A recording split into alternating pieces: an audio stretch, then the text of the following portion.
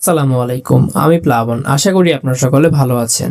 আজকের ভিডিওতে আমরা দেখব কিভাবে ভিএস কোডের যে ডিফল্ট টার্মিনালটি রয়েছে সেটি কিভাবে চেঞ্জ করতে হয়।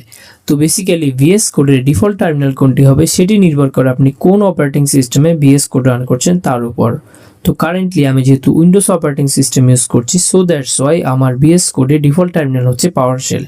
কিন্তু আপনি যদি একজন লিনাক্স ইউজার হয়ে থাকেন তাহলে সেক্ষেত্রে আপনার ভিএস কোডে ডিফল্ট টার্মিনাল হবে ব্যাশ, এবং আপনি যদি একজন ম্যাক অপারেটিং সিস্টেম ইউজার হয়ে থাকেন তাহলে সেক্ষেত্রে আপনার ভিএস কোডে ডিফল্ট টার্মিনাল হবে জেড শেল। তবে একটা কথা বলে রাখি, জেড শেল হচ্ছে ব্যাশের একটা আপডেটেড ভার্সন।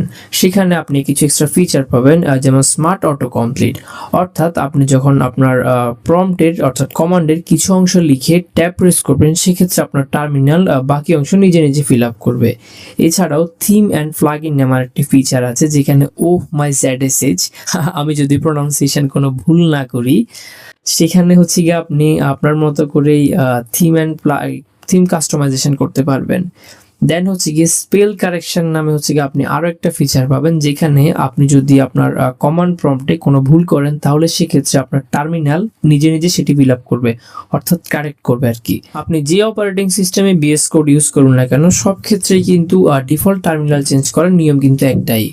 তো ডিফল্ট টার্মিনাল চেঞ্জ করার জন্য আপনি হচ্ছে গিয়ে এই যে ডাউন অ্যারোটাতে ক্লিক করবেন, ক্লিক করার পর হচ্ছে কি সিলেক্ট ডিফল্ট প্রোফাইল সিলেক্ট করবেন, করার পর হচ্ছে কি আপনার ভিএস কোডের জন্য অ্যাভেলেবল যে টার্মিনালগুলো আছে সেগুলো আপনি দেখতে পাবেন।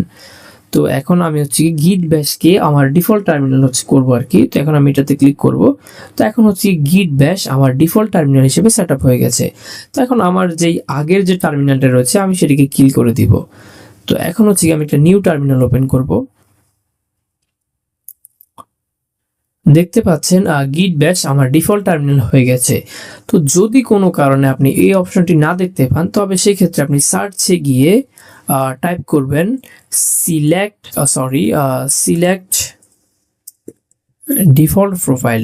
তো সিলেক্ট ডিফল্ট প্রোফাইল টাইপ করার পর হচ্ছে কি আপনি আপনার সেম এই একই অপশনগুলো দেখতে পাবেন।